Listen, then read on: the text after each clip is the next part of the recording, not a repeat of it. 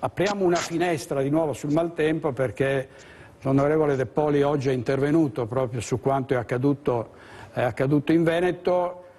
e sono state giornate e ore convulse di grandi difficoltà per tanti cittadini che sono rimasti allagati. Adesso per fortuna non piove più, ci saranno altre precipitazioni, ma diciamo, come ha detto l'assessore Bottacin stamattina, senatore, il peggio è passato. Rimane il fatto che i bacini di laminazione 6 hanno fatto davvero un lavoro straordinario, nel senso che hanno contenuto l'acqua che si sarebbe rovesciata su Vicenza e su Padova in particolare, ma purtroppo ci sono state delle rotture di argini e quindi insomma allagamenti e il territorio ancora da mettere del tutto in sicurezza. Ma sì, sicuramente sì, per fortuna almeno sembra che l'onda di piena e il maltempo, così come è stato in questi giorni, stia passando. Vorrei anche ricordare purtroppo il turista che nel bellunese, turista tedesco che nel bellunese è scivolato e purtroppo è morto, quindi anche se in via del tutto eccezionale, però anche qui abbiamo fatto una vittima e assieme purtroppo a quello abbiamo visto quello che è successo nelle nostre campagne,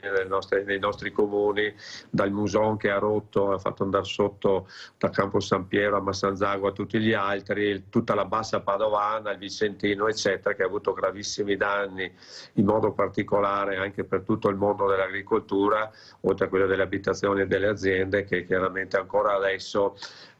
molte campagne sono ancora sott'acqua. Ecco. Questo è un grande grazie al lavoro fatto dei bacini di laminazione, che veramente ci hanno salvato quello che poteva essere un disastro ancora molto più ampio. Ricordo che negli ultimi 10 anni la Regione ha investito più di quasi 2 miliardi di euro e ce ne sono altrettanti altri progetti fino a 3 miliardi che stiamo facendo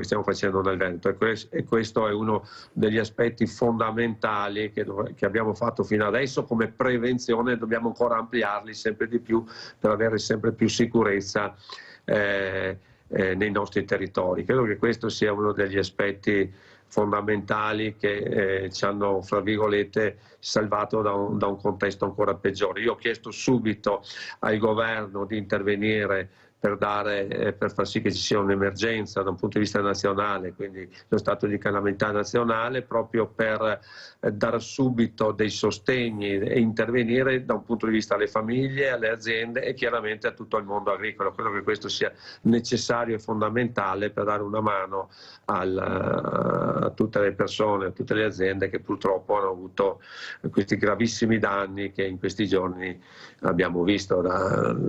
case completamente allagate fino al primo piano, aziende anche altrettanto, e il mondo agricolo, come dicevo prima, che ancora oggi è in grave difficoltà, oltre a strade, infrastrutture, tutto quello che è successo da smottamenti. Mi ricordo i comuni di Teolo, ad esempio, tutti gli smottamenti che ci sono stati, frane lungo le strade, quindi i danni sono calcolati veramente in decine e decine di milioni di euro che